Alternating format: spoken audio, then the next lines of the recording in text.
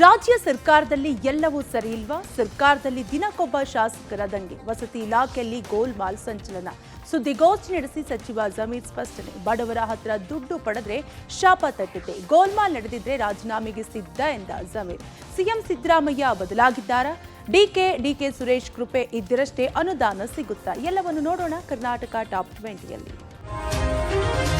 ವಸತಿ ಇಲಾಖೆಯಲ್ಲಿ ಗೋಲ್ಮಾಲ್ ಸಾಕಷ್ಟು ಸಂಚಲನ ಮೂಡಿಸಿದೆ. ಬಿಆರ್ ಪಾಟೀಲ್ ಬಾಂಬ್ ಬೆನ್ನಲ್ಲೇ ಸಚಿವ ಜಮೀರ್ ಸುದ್ದಿಗೋಷ್ಠಿ ನಡೆಸಿ ಸ್ಪಷ್ಟನೆ ನೀಡಿದ್ದಾರೆ. ಬಿಆರ್ ಪಾಟೀಲ್ ಪತ್ರ ಕೊಟ್ಟಿರುವ ಪಂಚಾಯಿತಿಗೆ ಮನೆ ಕೊಟ್ಟಿದ್ದೇವೆ, ಅವರು ಪತ್ರ ಕೊಟ್ಟಿರೋದು ಬೇರೆ, ನಾವು ಕೊಟ್ಟಿರೋದು ಬೇರೆ. ಪಂಚಾಯಿತಿ ಆದರೆ ಏನೋ ನಡೆದಿರಬಹುದು ಅನ್ಬಹುದು, ಆದರೆ ಇಲ್ಲಿ ಹಾಗಾಗಿಲ್ಲ ಅಂತ ಸ್ಪಷ್ಟನೆ ನೀಡಿದ್ದಾರೆ. ಇನ್ನು ನಾನು ಸತ್ಯ ಹರಿಶ್ಚಂದ್ರ ಅಂತ ಹೇಳಲ್ಲ. ಬಡವರ ಮನೆ ವಿಚಾರದಲ್ಲಿ ಯಾರೇ ಏನಾದರೂ ತೆಗೆದುಕೊಂಡ್ರೆ ಅವರ ಮಕ್ಕಳಿಗೆ ಶಾಪ ತಟ್ಟಬೇಕು. ಬಡವರ ಹಣ ತೆಗೆದುಕೊಳ್ಳುವ ದಾರಿದ್ರ್ಯ ನನಗೆ ಬಂದಿಲ್ಲ ಅಂತ ಹೇಳಿದ್ದಾರೆ. ಇನ್ನು ಬಿಆರ್ ಪಾಟೀಲ್ಗೆ ಬಡವರ ಬಗ್ಗೆ ತುಂಬಾ ಕಾಳಜಿ ಇದೆ, ಆದರೆ ನಾನು ಬಿಆರ್ ಪಾಟೀಲ್ ಜೊತೆ ಮಾತನಾಡಲ್ಲ, ಅವರು ದಾಖಲೆ ಒದಗಿಸಲಿ ಅಂತ ಹೇಳಿದ್ರು. ಈ ಮನೆಗಳು ಬಡವರಲ್ಲಿ ಕೊಡದೆ 1,20,000 ಅದನ್ನ ಅರ್ಥ ದುಡ್ಡು ತಗೊಂಡು ನಾವು ಮನೆಗಳು ಕೊಡ್ದ, ಆಮೇಲೆ ನಾವು ದುಡ್ಡು ತಗೊಂಡು ಮನೆಗಳು ಕೊಟ್ಟರು ನಮ್ಮ ಕುಟುಂಬಕ್ಕೆ ಒಳ್ಳೇದಾಗ್ತದ, ನಮ್ಮ ಮಕ್ಳಿಗೆ ಒಳ್ಳೇದಾಗ್ತದ? ಉಳಾಬಿ ಸಾಯ್ತಾರೆ. ಅವ್ರು ಯಾರು ಬಿಆರ್ ಪಾಟೀಲ್ ಅವ್ರು ಹೇಳಿ, ಯಾರು ತಗೊಂಡಿದ್ದಾರೆ, ಯಾರು ಇಂಥವ್ರು ತಗೊಂಡಿದ್ದಾರೆ, ಅವ್ರ ಮೇಲೆ ಕ್ರಮ ತಗೊಳ್ಳೋ. ನಾವು ಬಿಡಕ್ಕಾಗಲ್ಲ. ಬಡವ್ರ ಪಾಪ ಕೊಡೋದೇ 1,20,000, ಅದ್ರಲ್ಲಿ ನೀವು 5-10 ರೂಪಾಯಿ ತಗೊಳಕ್ ಸಾಧ್ಯ ನಾವು. ಆಮೇಲೆ ಅವ್ರು ಒಳ್ಳೇದಾಗ್ತದ ಬಡವ್ರು ತಗೊಂಡ್ರೆ. ಅವ್ರು ಕೊಟ್ಟಿದ್ದು ಪಂಚಾಯತಿಗೆ ನಾವು ಕೊಟ್ಟಿರೋದಿದ್ದು, ಯಾರಂತಾನೂ ಹೇಳಿಲ್ಲ. ಅವರು ಕ್ಲಾರಿಟಿ ತೋರಿಸೋದು. ನಾನು ಸತ್ಯ ಹರಿಶ್ಚಂದ್ರ ಅಂತ ಹೇಳಲ್ಲ. ನಾನು ಈ ಬಡವರ ಮನೆ ವಿಚಾರದಲ್ಲಿ ಏನಾರ ತಗೊಂಡ್ರೆ ಅವ್ರಿಗಿಲ್ಲ, ಅವ್ರ ಮಕ್ಳಿಗೆ ಶಾಪ ತಟ್ಟೆ. ತಮ್ಮ ಇಲಾಖೆಯ ಬಗ್ಗೆ ಬಿಆರ್ ಪಾಟೀಲ್ ಗೋಲ್ಮಾಲ್ ಆರೋಪ ಬೆನ್ನಲ್ಲೇ ಜಮೀರ್ ಸ್ಪಷ್ಟನೆ ನೀಡಿದ್ದಾರೆ. ಬಿಆರ್ ಪಾಟೀಲ್ ಬಾಂಬ್ ಹಾಕಿದ ಬಳಿಕ ಮೊದಲ ಬಾರಿಗೆ ಪ್ರತಿಕ್ರಿಯೆ ನೀಡಿದ ಜಮೀರ್, ನನ್ನ ಇಲಾಖೆಯಲ್ಲಿ ಗೋಲ್ಮಾಲ್ ಆಗಿದೆ ಅಂದ್ರೆ ರಾಜೀನಾಮೆ ಕೊಡೋದಕ್ಕೆ ಹಿಂಜರಿಯೋದಿಲ್ಲ. ಇದರಲ್ಲಿ ನನ್ನ ಕೈವಾಡ ಇದ್ರೆ ಅವರು ಕೇಳುವ ಮೊದಲೇ ನಾನೇ ರಾಜೀನಾಮೆ ಕೊಡ್ತೀನಿ ಅಂತ ಹೇಳಿದ್ದಾರೆ. ಇನ್ನು ನಾನು ಮೊದಲ ಬಾರಿಗೆ ಸಚಿವನಾಗಿದ್ದಾಗಲೇ ಸಿಎಂ ಕುಮಾರಸ್ವಾಮಿ ಕಾರ್ಯಕ್ರಮವೊಂದಕ್ಕೆ ಬರಲಿಲ್ಲ ಅಂತ ರಾಜೀನಾಮೆ ಕೊಟ್ಟವನು. ಈಗ ನನ್ನ ಕೈವಾಡ ಇದ್ರೆ ರಾಜೀನಾಮೆ ಕೊಡೋದಕ್ಕೆ ಸಿದ್ಧ ಎನ್ನುವ ಮೂಲಕ ಬಿಆರ್ ಪಾಟೀಲ್ ಆರೋಪವನ್ನ ತಳ್ಳಿ ಹಾಕಿದ್ದಾರೆ. ನಾನು ಕೈವಾಡ ನಾನು ಇನ್ವಾಲ್ವ್ಮೆಂಟ್ 100 ಹೇಳೋದ್ ಮುಂಚೆ ನಾನು ಕೊಡ್ತೀನಿ. 2007ರಲ್ಲಿ ಕುಮಾರಸ್ವಾಮಿ ಮುಖ್ಯಮಂತ್ರಿ ಇರುವಾಗ ನನ್ನ ಮೊದಲೇ ಬಾರಿ ಅವಕಾಶ ಮಂತ್ರಿ ಆಗಿದೆ. ನಾನು 6 ತಿಂಗಳಲ್ಲಿ ಕುಮಾರಸ್ವಾಮಿ ಒಂದು ಕಾರ್ಯಕ್ರಮ ಬಂದಿಲ್ಲ ಅಂತ ಮಿನಿಸ್ಟ್ರಿಗೆ ರಾಜಿ ನಾನು ಇದಕ್ಕೆಲ್ಲ ಅನ್ಕೊಂಡು ಕೂತ್ಕೊಂಡು ನನ್ನ ಕೈ ಹೊಡೆದ್ರೆ 100 ಅವ್ರು ಹೇಳಬೇಕಾಗಿಲ್ಲ, ನಾನೇ ಕೊಡ್ತೀನಿ. ನನಗೆ ಇನ್ವಾಲ್ವ್ಮೆಂಟ್ ಇಲ್ಲ ಅಂತ ನಾನು ಕಾನ್ಫಿಡೆನ್ಸ್ ಇದೆ ನನಗೆ. ವಸತಿ ಇಲಾಖೆಯಲ್ಲಿ ಗೋಲ್ಮಾಲ್ ವಿಚಾರ ಸರ್ಕಾರದಲ್ಲಿ ಸಂಚಲನ ಸೃಷ್ಟಿಸಿದೆ. ಈ ಬಗ್ಗೆ ಮಾತನಾಡಿದ ಬಸವರಾಜ ರಾಯರೆಡ್ಡಿ, ಸಚಿವ ಜಮೀರ್ಗೆ ಕ್ಲೀನ್ ಚಿಟ್ ಕೊಟ್ಟಿದ್ದಾರೆ. ನಾನು ಹಿರಿಯ ಶಾಸಕನಾಗಿ ಶಾಸಕರ ಕಷ್ಟ ಅರ್ಥ ಆಗುತ್ತೆ. ಇದು ಅಸಮಾಧಾನ ಅಲ್ಲ, ಸಮಾಧಾನ ಇಲ್ಲದೆ ಇರಬಹುದು. ಬಿಆರ್ ಪಾಟೀಲ್ಗೆ ಮನೆ ಕೊಡುವ ಅಧಿಕಾರ ಇಲ್ಲ ಅನ್ನೋದು ಗೊತ್ತಿಲ್ಲ ಅನ್ಸುತ್ತೆ ಅಂತ ಹೇಳಿದರು. ಇನ್ನು ಜಮೀರ್ ಹೃದಯವಂತ ಸಚಿವ, ಅಲ್ಪಸಂಖ್ಯಾತರಿಗೆ ಸಾಕಷ್ಟು ಕೆಲಸ ಮಾಡ್ತಾ ಇದ್ದಾರೆ. ಅವರು ರಾಜೀನಾಮೆ ನೀಡುವ ಅಗತ್ಯ ಇಲ್ಲ, ಅವರು ಮುಂದುವರಿಬೇಕು. ಜಮೀರ್ ಶ್ರೀಮಂತ, ಚಿಲ್ಲರೆ ದುಡ್ಡು ಯಾಕೆ ಬೇಕು ರೀ ಅಂತ ಹೇಳಿದ್ದಾರೆ. ಇನ್ನು ರಾಜಕ್ಕಾಗಿ ಅವರಿಗೆ ವೇಗವಾಗಿ ಕೆಲಸ ಆಗ್ತಿಲ್ಲ ಅನ್ನೋದು ಆರೋಪ.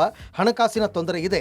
ಈಗ ಪ್ರತಿ ಶಾಸಕರಿಗೆ 50 ಕೋಟಿ ವಿಶೇಷ ಅನುದಾನ ಕೊಡ್ತಿದ್ದಾರೆ ಅಂತ ಹೇಳಿದ್ರು. ನೋಡಿ, Zameer very good hearted minister, very Dildar Aadmi, ಬಹಳ ಒಳ್ಳೆ ಜೋಲ್ ಮನುಷ್ಯ. ಹೆಲ್ಪ್ ಮಾಡೋದ್ರಲ್ಲಿ ಅವನಂಗೆ ಯಾರು ಇಲ್ಲ. ನಾನು ಹೇಳ್ತೇನೆ, ಜಮೀರ್ ಅವರನ್ನ ರಾಜೀನಾಮೆ ಕೊಡುವಂತ ಅವಶ್ಯಕತೆ ಇಲ್ಲ.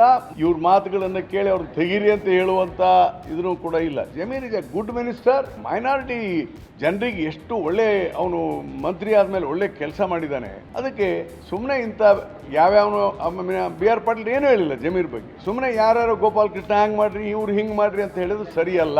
Zameer should be continued. ಆಮೇಲೆ ಅವನು ಒಳ್ಳೆ ಮಂತನ್ ರಿಚ್, ಬಹಳ ದೊಡ್ಡ ಶ್ರೀಮಂತ. ಅವನಿಗೆ ಈ ಚಿಲ್ಲರೆ ದುಡ್ಡು ತಗೊಂಡು ಏನ್ ಮಾಡ್ತಾನ್ರಿ ಅವನು?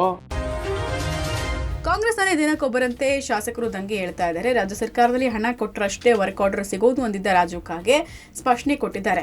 ನಿನ್ನೆ ನಾನು ಸಿಎಂ ಮೇಲೆ, ಮಂತ್ರಿಗಳ ಮೇಲೆ ಆರೋಪ ಮಾಡಿಲ್ಲ, ಈ ವ್ಯವಸ್ಥೆ ಬಗ್ಗೆ ಆರೋಪ ಮಾಡಿದ್ದೀನಿ. ವ್ಯವಸ್ಥೆ ಬಗ್ಗೆ ನನಗೆ ಅಸಮಾಧಾನ ಇದೆ. ನಿನ್ನೆ ನಾನು ಮಾಡಿದ ಆರೋಪಕ್ಕೆ ನಾನು ಈಗಲೂ ಬದ್ಧ ಅಂದಿದ್ದಾರೆ. ನನ್ನ ಕ್ಷೇತ್ರದಲ್ಲಿ ಸಮುದಾಯದ ಭವನ, ಸಿಸಿ ರಸ್ತೆ ಮಾಡೋಕೆ ಅವಕಾಶ ಸಿಗ್ತಾ ಇಲ್ಲ. ನಮಗೆ ಅಧಿಕಾರಿಗಳು ಸ್ಪಂದನೆ ಕೊಡ್ತಾ ಇಲ್ಲ. ಇದು ನನ್ನ ಅಸಮಾಧಾನ. ಮಂತ್ರಿಗಳು ನಮಗೆ ಸಿಗ್ತಾ ಇಲ್ಲ. ಇದುವರೆಗೂ ಸಿಎಂ, ಮಂತ್ರಿಗಳು ನನಗೆ ಸಮಸ್ಯೆ ಏನು ಅಂತ ಕೇಳಿಲ್ಲ, ಹಣ ಕೊಟ್ಟಿಲ್ಲ. ಈಗ ನನ್ನನ್ನು ಸಿಎಂ ಕರೆದ್ರೆ ಹೋಗಿ ಮಾತಾಡ್ತೀನಿ ಅಂದರು.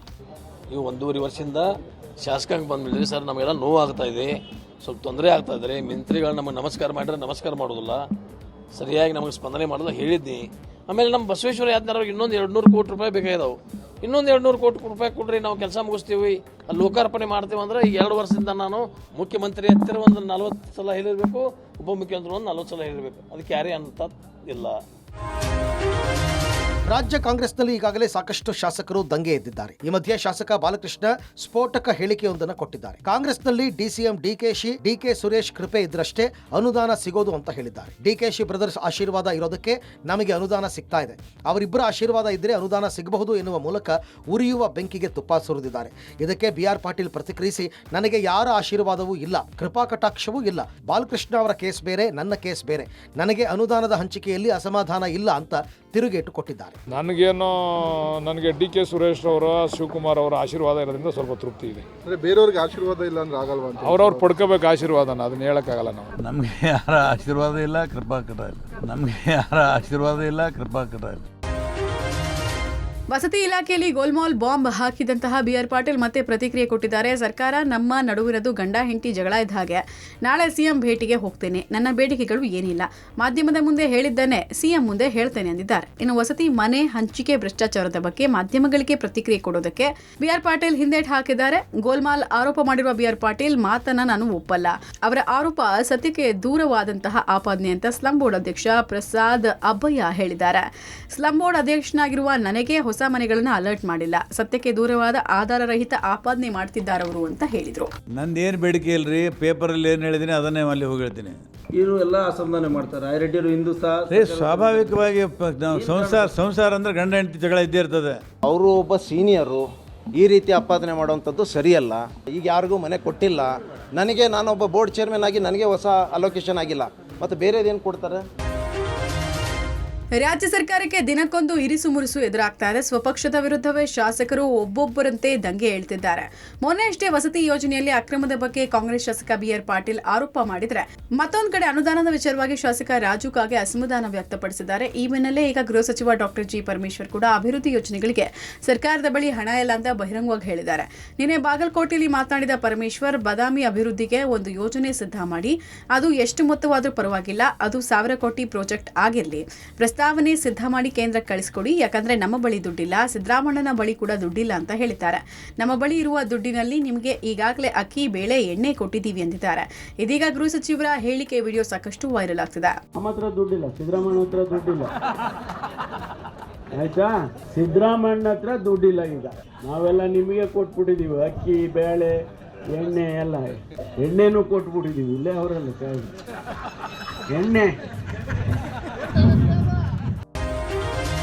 ಕಾಂಗ್ರೆಸ್ ಸರ್ಕಾರದಲ್ಲಿ ಯಾವುದೇ ಕೆಲಸಗಳಾಗ್ತಿಲ್ಲ ಅಂತ ಶಾಸಕರು ದಂಗೆ ಎದ್ದಿದ್ದಾರೆ. ಈ ಬೆನ್ನಲ್ಲೇ ಪರಮೇಶ್ವರ್ ಕೂಡ ಸರ್ಕಾರದ ಬಳಿ ದುಡ್ಡಿಲ್ಲ ಅನ್ನೋ ವಿಡಿಯೋ ವೈರಲ್ ಆಗಿದೆ. ಇದೇ ವಿಚಾರವಾಗಿ ಪ್ರತಿಕ್ರಿಯೆ ಕೊಟ್ಟ ಪರಮೇಶ್ವರ್, ನಾನು ಸರ್ಕಾರದ ಬಳಿ ದುಡ್ಡಿಲ್ಲ ಅಂತ ಹೇಳಿಲ್ಲ ಅಂತ ಉಲ್ಟಾ ಹೊಡೆದಿದ್ದಾರೆ. ಸುಮ್ಮನೆ ಕೆಲವರು ಎಣ್ಣೆ ಅಂತ ತಮಾಷೆ ಮಾಡ್ತಾ ಇದ್ರು, ಅದಕ್ಕೆ ಸುಮ್ಮನೆ ಹೇಳಿದೆ. ಭಾಷಣದಲ್ಲೂ ಹೇಳಿದ್ದೀನಿ, ನಮ್ಮ ಬಳಿ ಯಾವುದಕ್ಕೂ ಹಣದ ಕೊರತೆ ಇಲ್ಲ ಅಂದಿದ್ದಾರೆ. ಇನ್ನು ಸಿದ್ದರಾಮಯ್ಯ ಅವರು ಬಜೆಟ್ನಲ್ಲಿ ಹಣ ಕೊಟ್ಟಿದ್ದಾರೆ, ಸರ್ಕಾರದಲ್ಲಿ ಹಣಕಾಸು ಮುಗ್ಗಟ್ಟಿಲ್ಲ. ಅವರು ಯಾರೋ ಏನೋ ತಮಾಷೆಗೆ ಹೇಳಿದ್ರು, ನಾನು ಅದಕ್ಕೆ ಆ ರೀತಿ ರಿಯಾಕ್ಟ್ ಮಾಡಿರಬಹುದು ಅಷ್ಟೇ. ಹಣದ ಕೊರತೆ ಸರ್ಕಾರದಲ್ಲಿ ಇಲ್ಲವೇ ಇಲ್ಲ ಅಂತ ಸ್ಪಷ್ಟನೆ ಕೊಟ್ಟಿದ್ದಾರೆ. ಮತ್ತೆ ಪುನರುಚ್ಚಾರ ಮಾಡಿ, ಸಿದ್ದರಾಮಯ್ಯನವರು 4.09 lakh crores ಆ ಬಡ್ಜೆಟ್ ಅನ್ನ ಕೊಟ್ಟಿದ್ದಾರೆ. ಭಾಷಣದಲ್ಲೂ ಹೇಳಿದ್ದೇನೆ, ನಮ್ಮ ಹತ್ರ ಯಾವುದಕ್ಕೂ ಹಣದ ಕೊರತೆ ಇಲ್ಲ. ಮನೆ ಅವರೆಲ್ಲ ಎಣ್ಣೆ ಅಂತ ಇವರೆಲ್ಲ ತಮಾಷೆ ಮಾಡ್ತಾ ಇದ್ದಿದ್ದು ಹೇಳಿದೆಪ್ಪ ಅಷ್ಟೇ. ಆದ್ರೆ ನಾನು ಅಧಿಕೃತವಾಗಿ ಹೇಳ್ತಾ ಇದ್ದೀನಿ, ನಮ್ಮ ಸರ್ಕಾರದಲ್ಲಿ ಯಾವುದೇ ರೀತಿಯ ಆರ್ಥಿಕ ಮುಗ್ಗಟ್ಟು ಇಲ್ಲ. ರಾಜ್ಯ ಸರ್ಕಾರದ ಬೊಕ್ಕಸ ಖಾಲಿ ಆಗಿದೆಯಾ ಅನ್ನೋ ಪ್ರಶ್ನೆ ಮೂಡಿದೆ. ಅದರಂತೆ ಪರಮೇಶ್ವರ್ ಕೂಡ ಸರ್ಕಾರದಲ್ಲಿ ದುಡ್ಡಿಲ್ಲ, ಸಿದ್ದರಾಮಣ್ಣನ ಹತ್ರನೂ ದುಡ್ಡಿಲ್ಲ ಅನ್ನುವ ವಿಡಿಯೋ ವೈರಲ್ ಆಗಿದೆ. ಈ ಬೆನ್ನಲ್ಲೇ ಕಾಂಗ್ರೆಸ್ ಸರ್ಕಾರದ ವಿರುದ್ಧ ಬಿಜೆಪಿ ಮುಗಿಬಿದ್ದಿದೆ. ಬಿಜೆಪಿ ರಾಜ್ಯಾಧ್ಯಕ್ಷ ವಿಜೇಂದ್ರ ಮಾತನಾಡಿ, ಎಲ್ಲಾ ಇಲಾಖೆಯಲ್ಲೂ ಭ್ರಷ್ಟಾಚಾರ ತಾಂಡವ ಆಡ್ತಾ ಇದೆ. ಸಿಎಂ ವಸೂಲಿಗೆ ಸಚಿವರಿಗೆ ಟಾಸ್ಕ್ ಕೊಟ್ಟಿದ್ದಾರೆ. ರಾಜ್ಯದಲ್ಲಿ ಆಡಳಿತ ವ್ಯವಸ್ಥೆ ಕುಸಿದು ಬಿದ್ದಿದೆ. ಸಿದ್ದರಾಮಯ್ಯ ಅವರೇ ಭ್ರಷ್ಟಾಚಾರಕ್ಕೆ ಕುಮ್ಮಕ್ಕು ಕೊಡ್ತಿದ್ದಾರೆ ಅಂದ್ರು. ಇನ್ನು ಸಿಟಿ ರವಿ ಕೂಡ, ಅಷ್ಟೊಂದು ಬೆಲೆ ಏರಿಕೆ ಮಾಡಿದ್ರಿ, ಹಣ ಎಲ್ಲಿಗೆ ಹೋಗ್ತಾ ಇದೆ? ಈ ಹಣ ಹೆಗ್ಗಣಗಳಿಗೆ ಹೋಗ್ತಾ ಇದೆಯಾ? ಇಲಾಖೆಗಳಲ್ಲಿ ಲೂಟಿ ಆಗ್ತಿದೆ. ಸಿದ್ದರಾಮಯ್ಯ ಅವರ ಆಡಳಿತದಲ್ಲಿ ಆಸಕ್ತಿ ಕಳ್ಕೊಂಡಿದ್ದಾರೋ, ನಿಯಂತ್ರಣ ಕಳ್ಕೊಂಡಿದ್ದಾರಾ ಅಂತೆಲ್ಲ ಪ್ರಶ್ನೆ ಕೇಳಿದ್ರು. ಇಡೀ ಸರ್ಕಾರದ ವ್ಯವಸ್ಥೆ ರಾಜ್ಯವನ್ನ ಲೂಟಿ ಮಾಡೋದಕ್ಕೋಸ್ಕರ ವ್ಯವಸ್ಥೆಯನ್ನ ದುರ್ಬಳಕೆ ಮಾಡ್ಕೊಳ್ತಾ ಇದ್ದಾರೆ. ಪ್ರತಿಯೊಂದು ಇಲಾಖೆನಲ್ಲೂ ಸಹ ಭ್ರಷ್ಟಾಚಾರಕ್ಕೆ ಕೌಂಟರ್ ಗಳನ್ನ ಇವತ್ತು ಓಪನ್ ಮಾಡ್ಕೊಂಡಿದ್ದಾರೆ. ಸಚಿವಾಲಯದಿಂದ ಗ್ರಾಮ ಪಂಚಾಯತಿ ಕಚೇರಿಯವರೆಗೂ ಸಹ ಇವತ್ತು ಲಂಚ ಇಲ್ಲದೆ ಯಾವುದೇ ಕೆಲಸ ಕಾರ್ಯಗಳು ನಡೆಯೋದಕ್ಕೆ ಸಾಧ್ಯ ಇಲ್ಲ. 69 ವಿವಿಧ ಅಗತ್ಯ ವಸ್ತುಗಳು ಬೆಲೆ ಏರಿಕೆ ಮಾಡಿದಿರಿ. ಸ್ಟಾಂಪ್ ಡ್ಯೂಟಿಯಿಂದ ಹಿಡಿದು RTC ವರೆಗೂ ಬೆಲೆ ಏರಿಕೆ ಮಾಡಿದಿರಿ? ಎಲ್ಲಿಗೆ ಹೋಗ್ತಾ ಇದೆ ಹಣ? ನನ್ಗನ್ಸುತ್ತೆ ಈ ಹಣ ಎಲ್ಲ ದೊಡ್ಡ ದೊಡ್ಡ ಹೆಗ್ಗಣಗಳೇ ಖಜಾನೆ ಲೂಟಿ ಹೊಡೆಯಕ್ಕೆ ನಿಂತು ಬಿಟ್ಟಿರ್ಬೇಕು ಅಂತ ಅನ್ಸುತ್ತೆ. ಮುಖ್ಯಮಂತ್ರಿ ಸಿದ್ದರಾಮಯ್ಯನವರು ಅಂದೆಲ್ಲ ಮುಗ್ದೋಯ್ತು ಅನ್ನುವಂತ ನಿರಾಸಕ್ತಿ ಬಂದಿದೆಯೋ ನಿಮಗೆ, ಅಥವಾ ನಿಯಂತ್ರಣ ಕಳ್ಕೊಂಡಿದ್ದೀರೋ ಆಡಳಿತದ ಮೇಲೆ?